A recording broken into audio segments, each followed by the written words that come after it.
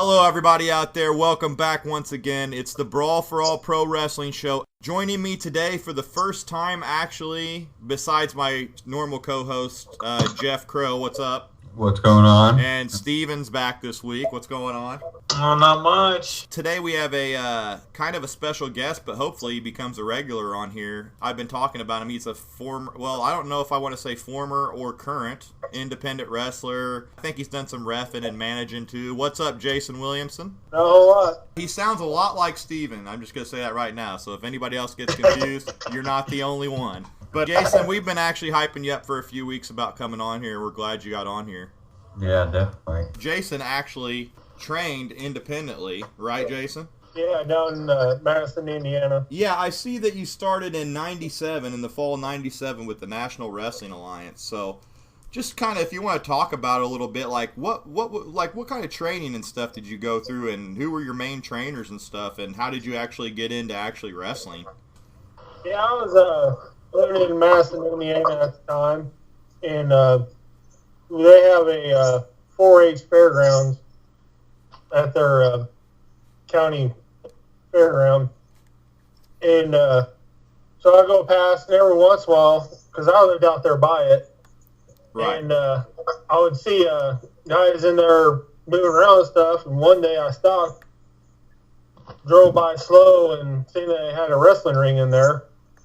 So I went to a couple shows, and then I was working at Taco Bell at the time and seeing a couple of the guys that was there wrestling come in a few times a week. And so I talked to them a little bit, and they asked me, like, well, hey, come down and train. So one Friday night after the show, I got to talk to the promoter. His name was Matt Douglas.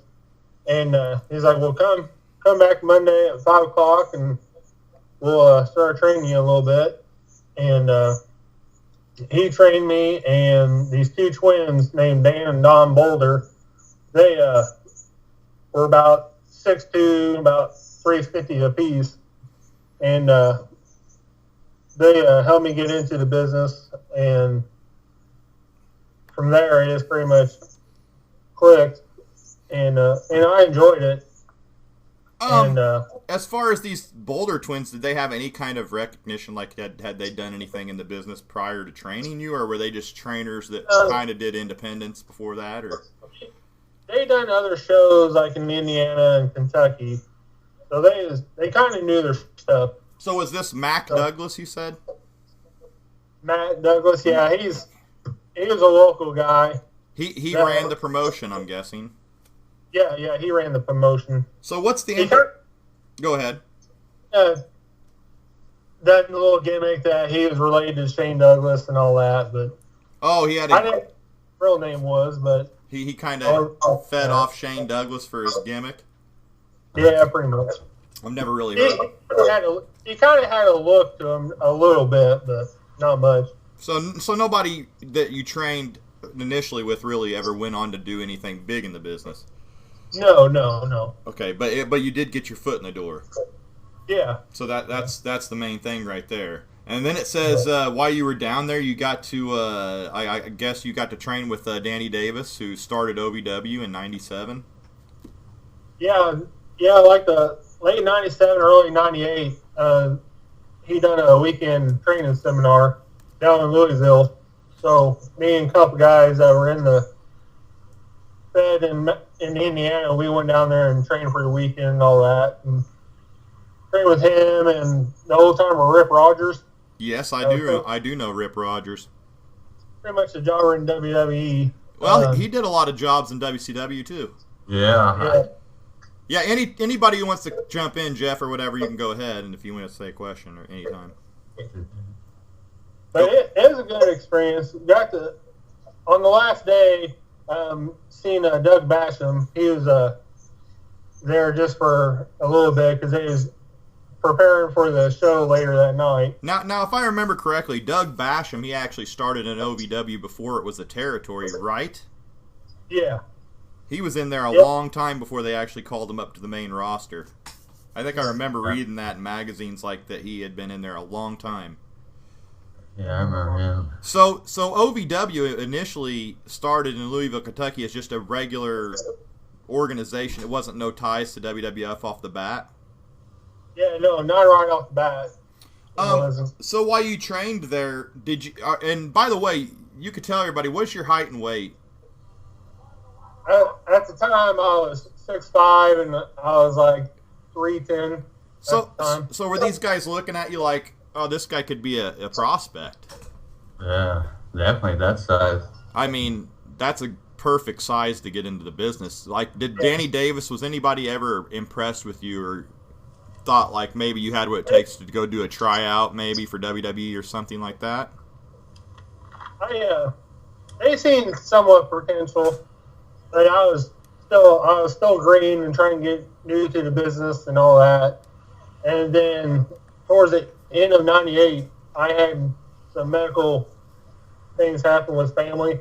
So I ended up moving back home, and so my stint down there didn't last very long. So. But you did. I'm reading the notes that you gave me about your career here, and it did say you did meet Nick Dinsmore, aka Eugene, there too. Anything on that? What were the circumstances on that? He's a pretty good guy, you said? Yeah. Did you train? He's pretty knowledgeable of the business. Oh yeah, he's really respected as far as his wrestling ability goes, and Danny Davis is real respected. Yeah. As far as in the industry, I actually just heard him on Stone Cold's podcast today. Eugene. So, yeah, you gotta love Eugene. What'd you think of it? What'd you think of his Eugene gimmick? No. Jason, what'd you think? It went over. I can say that much. I mean, at first I was not really a fan of it, just because of what the character's sort of representing. Because I work with disabled adults and all that. Right. But I mean, it was pretty much mainly for the kids. Right, but I thought it was ridiculous. A guy with that kind of a talent and experience, they're gonna put a gimmick like that on him. Yeah. They really never gave him a chance. Oh yeah. He had to be that character. I mean, he done pretty good with what he did. I mean, with that gimmick. Oh, with what they gave him, he best out of it. There was a time when I thought the guy was going to win the world title. Yeah, I mean, Whoa. he was definitely talented. If you remember, he had that feud going with Triple H, and I was like, they can. I don't know if they will, but there is a chance they could put the strap on this guy because he was getting over with the fans then too. If you remember, Jason, do you agree with that? Yeah, I agree with that. I mean, I think from a business standpoint, at the time, because he was getting so much pop and all that, I'll at least put the belt on for at least a month or two. That's what I was thinking that they would do because he was getting such a good reaction that they were like, let's put the belt on this guy. Because they were into doing that back then, big time. If you were getting any kind of reaction, they were like, let's go with it. Put him in the Hall of Fame now. Now he deserves Hall of Fame. No. I wouldn't say that. And still, I mean, come on. he still doesn't get from independent. Say that again? I said, still to this day, he still does the Eugene gimmick. I think I've seen that looking around on YouTube that he works as Eugene every now and then now still. Yeah. But when he goes back to OVW, he does the Eugene gimmick at times, but also he'll come back as his normal self also. Well, that's neat. But when you met him, that was before the Eugene days. Yeah. So he was still trying to get in as Nick Dinsmore. I remember reading about him being in there forever, too, and it took him forever to get in, so... Yeah. It said while you were there, you actually held the NWF tag titles for a couple months. Yeah. And you were also a Southern Heavyweight Champion for 2 hours under the name Tommy Jackson. Yeah. What was the name? What was the reasoning behind Tommy Jackson? It just seemed like a good babyface name. Yeah, it's one of them like common names like you would hear back in the 80s, you know. Yeah. 90s. Good pick there, Jason. So if I was to look up Tommy Jackson, would I find anything? Probably not. So you're saying Tommy Jackson's time in the sun was pretty brief. So you did win the heavyweight title though. How was that? Well, they had this guy, he was doing like it's sort of like the Eugene character, but he was like in love with Elmo and all that. So his name was like something. So they had you beat him. Big. What'd they do? Have you beat him for 2 hours and then? Well, he turned heel, and then I beat him, and then like main event, they got the pretty much a local legend down there named Vic the Bruiser. He's like 5'8", 5'9", about 330. But he's been around for a long time, and it's probably the worst beating I ever had in a ring. They didn't call him Vic the Bruiser for nothing. Oh, man. Oh. Outside the ring, he's the nicest guy I could be, but inside the ring, I mean, Don't it's piss him pretty off. much he put fear in your eyes. So he just flipped the switch on, huh? Yeah. I'm sure if he's a How local much did he weigh? He's probably about 330. Wow. For gosh, 5'8". you were handling some big dudes down there then. They weren't little guys. Yeah, 5'9". So you were they were a fairly big man territory. Yeah. Wow, that's really neat, man. Yeah. So who'd you hold the tag straps with? His name was the Southern Stalker or something like that. I can't remember. And you held it for like a couple months with them. But you really don't like. So is it like that? Like they'll just throw you with a tag team partner even if you aren't friends, and just be like, okay, you guys are tag team when you're here, and then you guys left and you just went your separate ways. You weren't really friends, or? No, we trained a little bit together and all that. And what happened to him in a match? He got hurt with a knee injury, and on another promotion he done, and so pretty much had to go a handicap match, and that's how we lost the belt. Okay, so that's neat though. You had a run with the belts. So were their belts pretty nicely made? No, not really. It was, I mean, it is decent. It is kind of like the ones you can order offline. Okay. So it says after that you went back to Indiana? No, I came to, well, I went back for our reunion show because it was, for some reason, I don't know what happened. They running the shows, but they done one reunion show, so I went back for that. So this whole time were you running under the name Tommy Jackson the whole time? Yeah. Okay. So you went back, though, you moved back to Illinois and started going to RCW? Yeah. Where are they located out of? The promoter now lives in Jerseyville or Carlinville. I can't remember now. And the RCW was out of what? Springfield? No, they was out of basically Missouri. Okay, yeah, because you know the whole St. Louis connection. Yeah. Am I correct with this? Is that Hannibal or Moose or whatever? Is he from St. Louis? That one, I don't know. He's in ROH?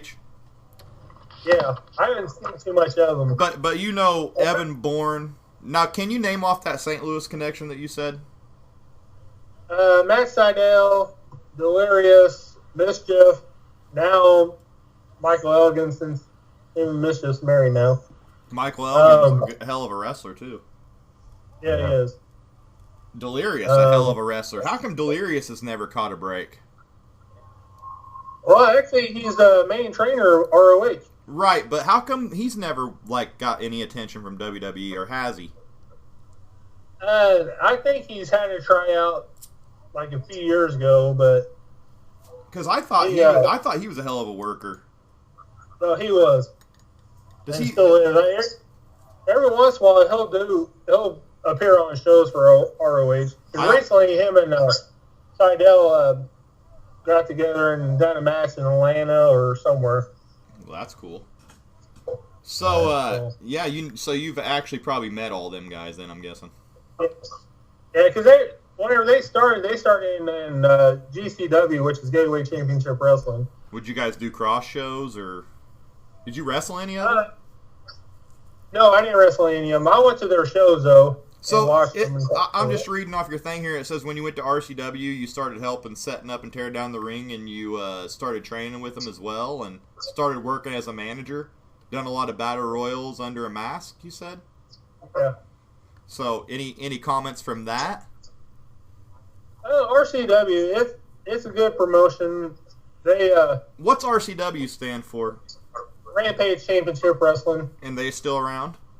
Yep. Okay. Did you They wrestle? got shows in Harlanville and Litchfield. How come you never debuted as Tommy Jackson in RCW?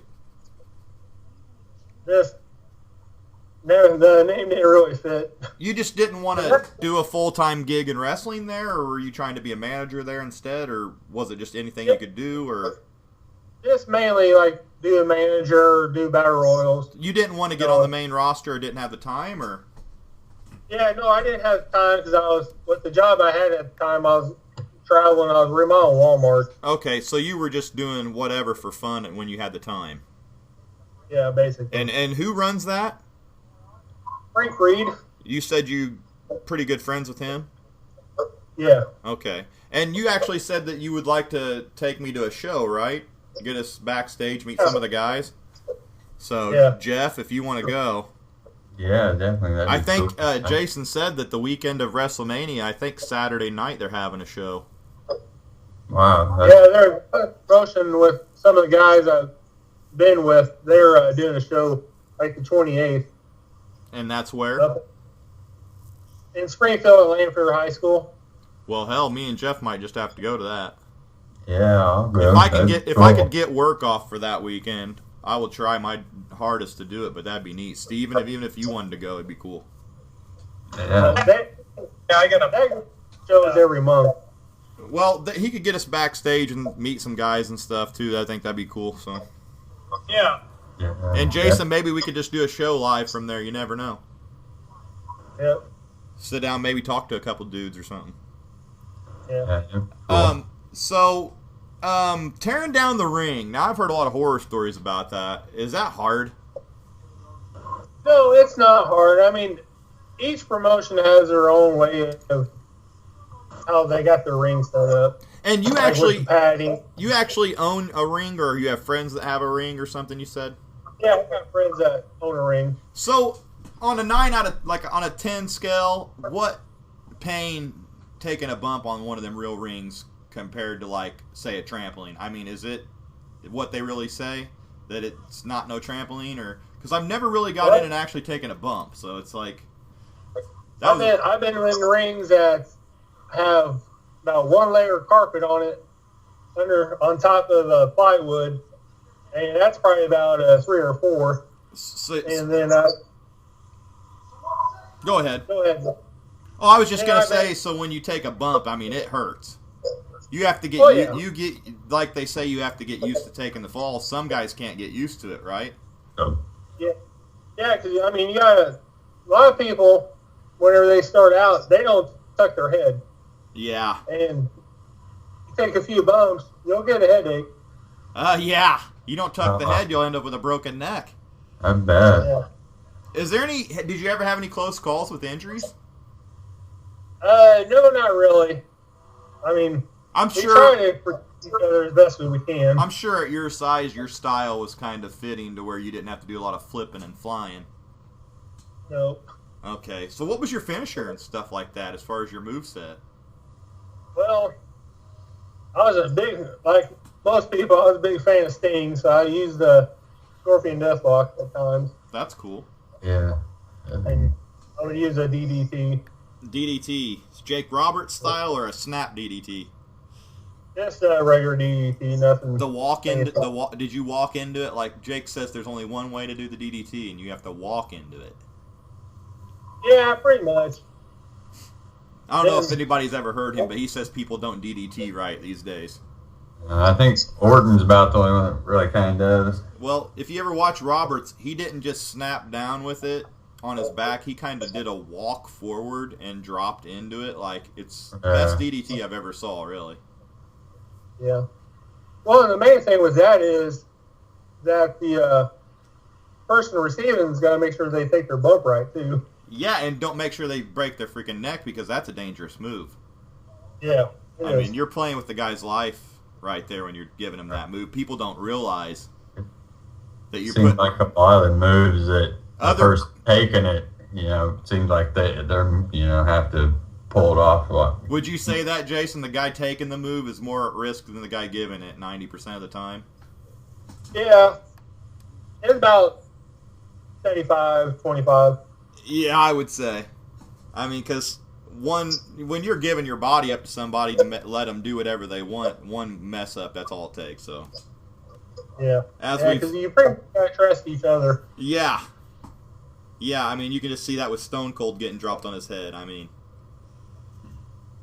did you take any? Did you take? Say what? Yeah. So that, and also you got to be prepared for it. Also.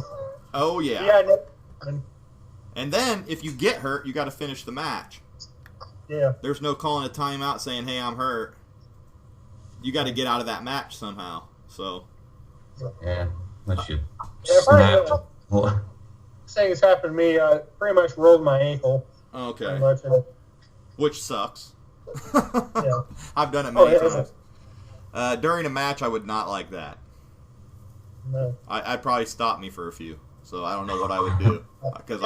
It was towards the end of the match. I said, just work my leg. Yeah, you'd have to. I mean, I don't know what I'd do. I mean, you'd have to go down. Anyway, getting on from that, appreciate all the info there, but how was being a 6'5" ref? It was interesting because you don't see too many. Now, Go ahead, Jeff. I was going to say, is it true that the referee pretty much controls the match for the most part? They help out at times. Okay. Because I heard Stone Cold says people don't realize how much that the referee actually does to help the match along. So. Oh, yeah, because, I mean, whenever you're going through the match, and, like, there'll be times that there'll be certain spots you do in a match, and there'll be times you might forget it, and there's times where the ref will be like, hey, this is where you gotta do this and that. So, and they'll let you know about how much time you got left and all that. I mean, there are tools to use. They're an integral. That pretty much makes them an integral part of the match, because they're relaying messages back and forth and stuff like that too. And if a guy, and they also relay messages into them to tell the guys too, right? Yeah. So I mean, they could have an announcer run up on the side and say something to them while the match is going on, and then they have to relay it somehow between the two, right? Yeah, I mean, you can see, like, whenever the ref, before the match starts, the ref starts checking the one opponent, and they'll be talking over a little bit of stuff, and then if he wants to change something before the match starts, he'll relay it to the ref, and the ref will go tell the other guy. Okay. So, go ahead. I have a question. I gotta notify, like, the ref of any big spots that you're gonna take? Usually it's something real big you want to happen during the match. You want the ref to know, but like this basic stuff, you really don't tell the ref. He usually just goes with the flow, because especially if he's been in there for quite a while, he kind of knows how to react to it and stuff. Yeah, go ahead. I listen to a lot of podcasts from Stone Cold, obviously, because I keep mentioning him, but he talks about the refs a lot, and he says the best referee is one that just stays out of the way. Yeah. Well, that and sells the moves. That's the big thing. That and a good count. Yeah. A good count cadence and a good hard count, getting down there, making it believable. Yeah. Especially the close twos. Did you know that, speaking of referees, I heard Lanny Poffo told, I think it was on Jericho's podcast, that he said that during the Macho Man and Steamboat Classic they had at WrestleMania 3, they didn't even, they shot on the pinfalls. Like, they said if you get pinned on 3 and you don't kick out, it's over. So that's why that match looked so good, Lanny said, because they were really shooting on the pinfalls, on the counts. You know, they had all them close twos and everything. I don't know if you guys ever seen the classic Steamboat Macho Man. I think everybody's seen it. Yeah. But watch the match and watch Hebner, because he's the one that refs. And, yeah, they made him shoot on the reffing, like, in that match. Like, you count us out. If our shoulders are down, count the 3, you know?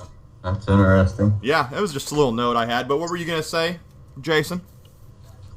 I was going to say, now I've heard, I don't know how true it is, I heard that, like, whenever you wrestled the Macho Man, that you pretty much had to go over move for move what you're going to do. That you had to take notes. Yeah, he had that shit planned out ahead. Now, were a lot of guys like that you worked with, or did you go in there and call it on the fly?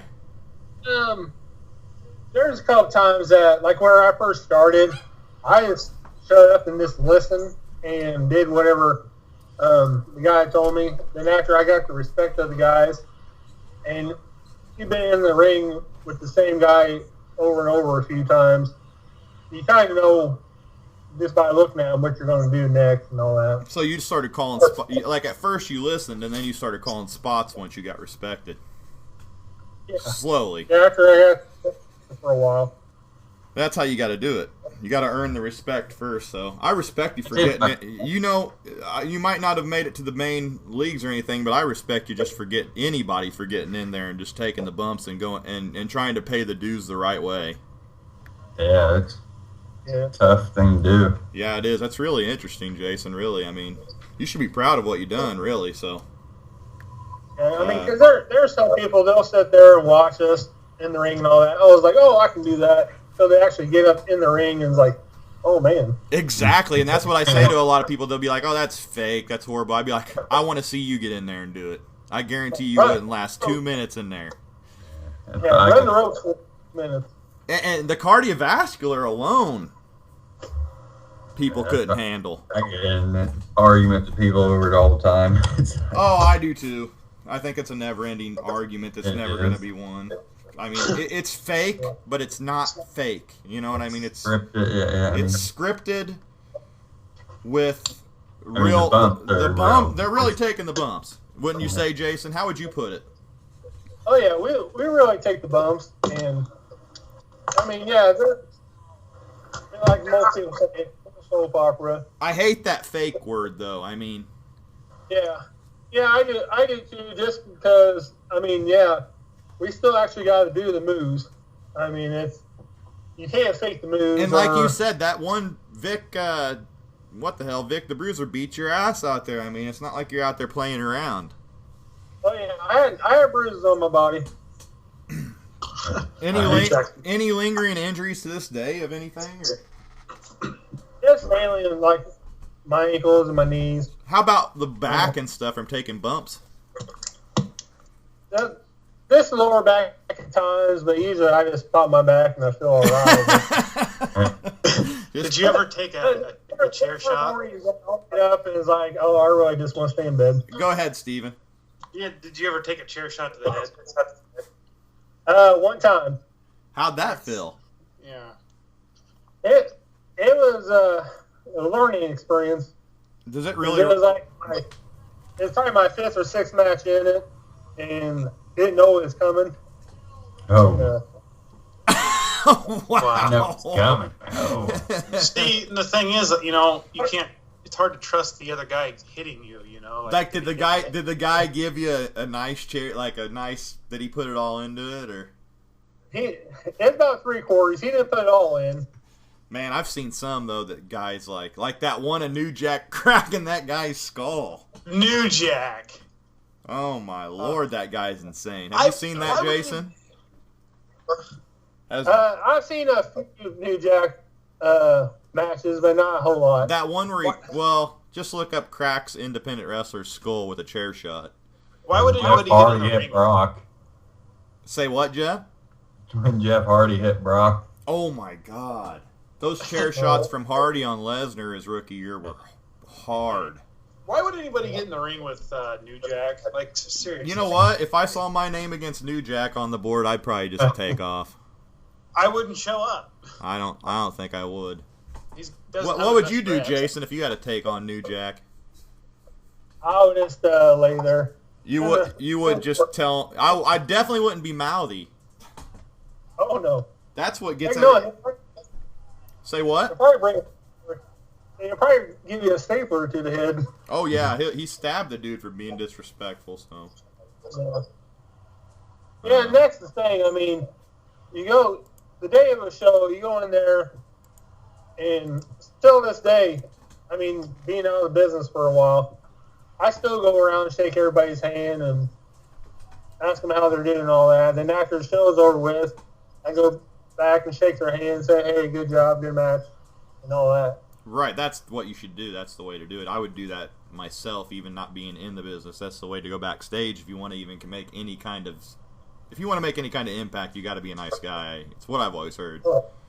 But New Jack, every incident I've heard is guys being kind of disrespectful towards the business to him, and he just takes offense and just goes crazy.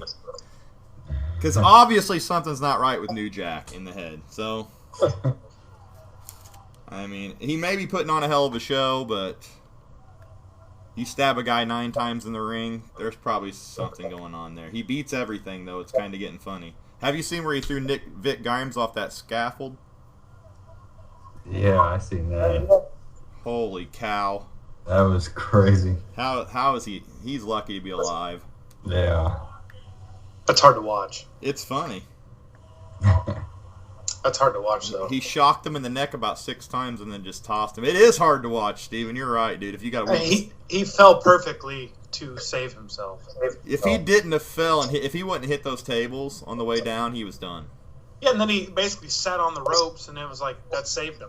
Yeah, and you can hear like them clearing out the arena, like, okay, everybody must go. Yeah. Show's over, people. That's wrestling, all right. Yeah. I don't know, Jason. You ever saw that? No, I didn't. I wasn't really a big ECW fan. Well, I never seen it live. I just have seen it on YouTube. If you type it in, New Jack throws Vic. You know Vic Grimes, right? Yeah, I've seen him in the ring before. He's a big guy. He shocked him about 6 times and threw him off a scaffold in XPW. Like shoot wise, threw him off. Like, yeah. Yeah, most of what I've seen of New Jack, he's jumping off some balcony onto somebody. That was his thing. Steven loves it. Yep. Comes out playing Natural Born Killers, beats some ass through the whole song, then jumps off a balcony about 30 feet. He had that spot at Danbury where New Jack fell on top of him, and he said he had brain fluid coming out his nose and ears, which take it for what it's worth, man. But he doesn't seem like the guy that has to exaggerate anything. yeah, he said he don't sleep for like 3 days in a row, and he can't see out of his left eye. That was pretty much the reason he went and threw Vic off the scaffold, because I guess Vic was claiming he did it on purpose. So he went and shocked him about 6 times and whipped him off a scaffold. So. Wow. But getting back to Jason here and finish this off before we go into something else. Just a little bit more here. It says that you actually started managing after realizing you didn't want to ref because of the 6'5" situation. So you did a manager for a few months? Yeah. And that was... Yeah, I came... Go ahead. Hurry me up with a guy named Matt Boston. Okay. And he's doing a fraternity gimmick for a while. And, they separated. And I did that gimmick for a little bit.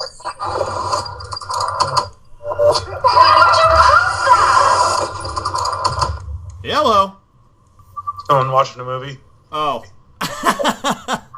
What? I think Steven was watching something. But go ahead, Jason, again. No, I think somebody else was. Somebody had something going. Yeah, it wasn't me. So I was like, oh. Probably New Jack trying to interfere with the show. Probably. He would do that. But okay, Jason. So what were you saying there about the managing? Because I think I missed it. I heard the Matt Boston deal. Yeah, it was with Matt Boston, and he's basically called the man, and so one show which I actually got on DVD when I started managing there.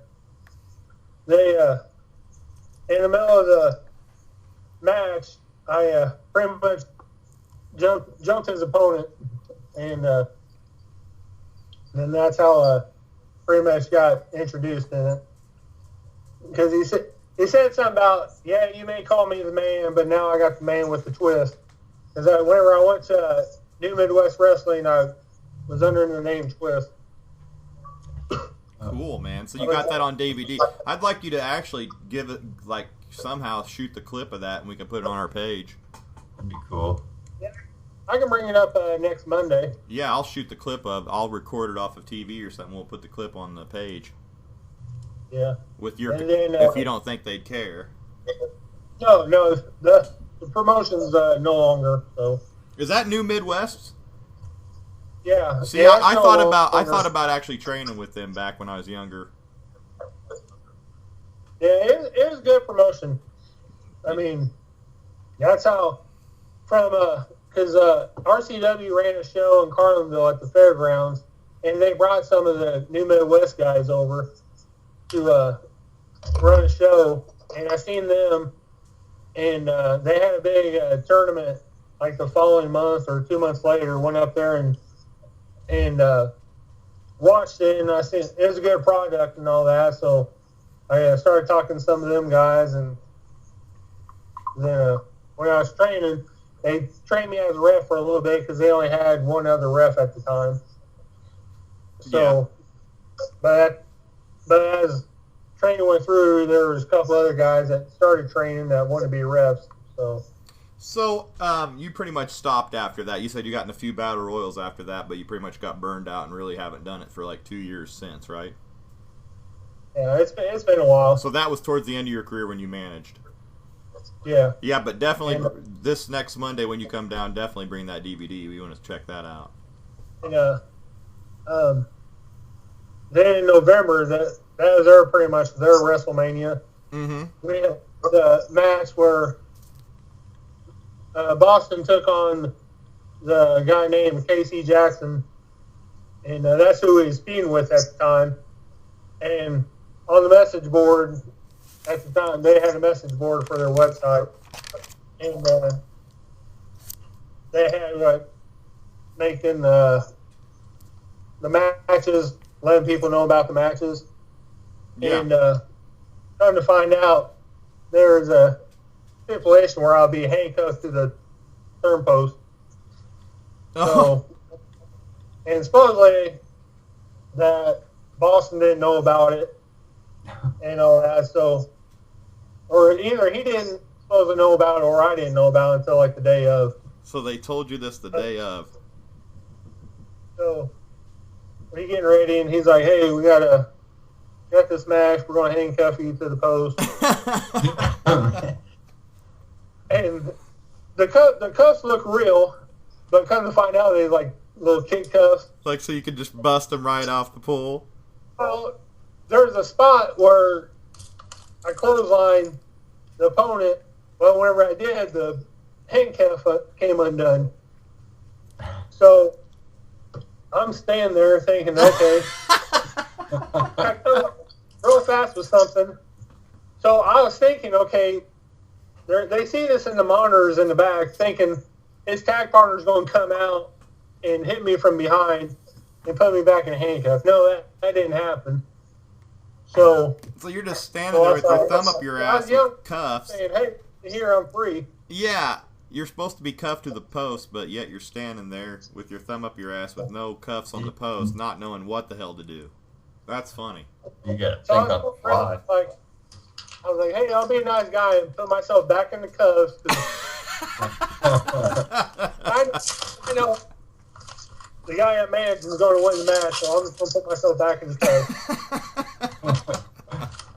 Then later on in the match, there's a spot where he's supposed to get some bolt cutters and cut the cuffs. That was pretty much.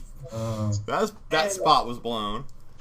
Yeah, and Boston, he's like 5'6". He's a little short guy, and these cutters that he pulls out underneath the ring, they're about as tall as he is. So he comes over and cuts them for me, and I get in the ring and do the spot. They end up being put in the ankle lock, and then pretty much the match ends a little bit after that. Wow. It is interesting. It is fun. I think I don't know there one wrestler that hasn't had a spot like that. Something that messes up where they're supposed to do something and it doesn't work out right, or something like that. You're gonna have to have that. I mean, man, that's what you gotta be able to think on the fly pretty. Oh yeah, because I mean, you do battle royals and stuff, and there's like certain spots that you want to do with certain guys. Then you always got to remember, because we'll tell each other like, "Hey, don't forget that spot you're going to do." Right. Cool. You're right, man. That's why I always thought a battle royal would be kind of confusing, because you get everybody kind of. I don't know. Do people like usually pair up kind of and go over what they're gonna do, or? Yeah, how's the battle royal work, creative wise? Like, how do you know when you're gonna go out, or who's gonna be the last four? Or? Usually, I mean, depends on how the storyline's going. Like, I've been in some where it's either going to be for a number one contender or a belt's going to be on the line, and they'll tell you, okay, these are the four people that's got to be left in the ring. Right. And if something happens, I mean, but you always got a backup plan just Right. in case something does happen. So you just go out when you pretty much want? At times. I'm sure in WWE you got your pick where you're going out, I bet. It's like whenever I done the Battle Royal in the RCW, they kept me out there. I was like, I'm done. I said, I can go out. I was like, no, just stay out there. And I was like one of the four people left in the ring. Well, that's cool. Yeah. It's pretty much like a gimmick Battle Royal where you can bring stuff into the ring. A hardcore battle royal. Yeah. Well, We had things from a kendo stick to a computer keyboard I mean, you think about it, it pretty much was in that Battle Royal. You didn't bring an old Nintendo in there, did you? No, I couldn't find one at the time. Only Tommy Dreamer took a Nintendo, Like right? ECW, yeah. Or was it Mikey Whipwreck? I can't remember which one. I can't remember, but they used to bring all kinds of stuff to those shows. Everything those shows. So you did a lot of hardcore stuff, Jace? No, not really a whole lot. I wasn't really too big in the hardcore. Did you blade? A couple times. How was that? It wasn't too bad. There was only one time I got a little bit too deep, but That'd be my problem. What'd you use? just like a razor blade. Right. They use to scrape like the windshield off. You just cut like a corner of it off. Right. But I mean, there's like some guys, they would order from some wrestling thing that actually sold it. They sold gimmicks that would gig you open, huh? Yeah. Already made. Go buy some. Did you put it on your finger or your wrist, or? Yeah, it's mainly you get some guys that tape their fingers. There's either blade in there or on your wrist. Right. Or there'll be times that the ref will have it in his pocket. Right. That I've seen that done, where they give you the blade. All right. Well, so after your managing experience and your ref experience at New Midwest, that was pretty much it for you, right? Yeah, pretty much. I mean, I would still go to shows and help out, like send rings up and stuff, but as far as like in-ring stuff and being in front of the crowds, I was pretty much died off. All right, so about the future, what do you think about for the future? And how old are you right now? 38. You're 38 right now. So what do you think you're going to get back in the ring? Do you want to do another match or another run or something before you go down, or what? I wouldn't mind doing one more battle royal, but You don't necessarily want to do a run though. What's that? You don't necessarily want to have a run. No. I'm done with runs. Okay. Well, Tommy Jackson, a.k.a. Jason Williamson, we are very, very glad you came on and did this interview with us here for the Brawl for All Pro Wrestling Show special episode. Tommy Jackson. Tommy Jackson, man, for Hall of Fame. For Hall of Fame. We're going to get you into the Pro Wrestling Hall of Fame before it's over. And if he goes into the Hall of Fame, I want Kwee-Wee to go in the same year. Kwee-Wee, yes, Kwee-Wee should go in. And at the same time, since they didn't even mention it, why don't we put G.I. Bro in there? G.I. Bro, yes. You know what I loved? I watched the Booker T WWE 24, and they had G.I. Bro on there. Oh, man. Yeah. But, Jason, thanks for the time with your interview over your career. You're going to be joining us for episode 18, right? Yeah. To go over Raw and everything else as a regular co-host. But just to introduce everybody to Jason, kind of wanted to shoot this little interview part. Hope everybody enjoyed it. Steven and Jeff, I'm glad you guys got on here too. Anything else you guys want to ask him before we end the interview? I think that's it. Yeah, I appreciate it. Appreciate being on here. Yeah, that was really cool, man. So I think it was a good show, and I enjoyed it. But we'll see everybody for episode 18. Make sure, if you listen to this, to go listen to our latest episode. So thanks for listening, everybody. Subscribe on YouTube. If you find us on Facebook, make sure to like the page. We've gained a lot of likes and a lot of subscribers lately. So and if you got any questions for Jason, any comments on the show, we'll be sure to recognize them the next episode, probably episode 19, because we're going to be recording 18 here soon. So, in episode 19, Jason will answer any questions or anything that anybody has. I'm going to say peace out for the interview, guys. Yep, peace out. Peace. See ya. Thanks, Jason. No problem. Later.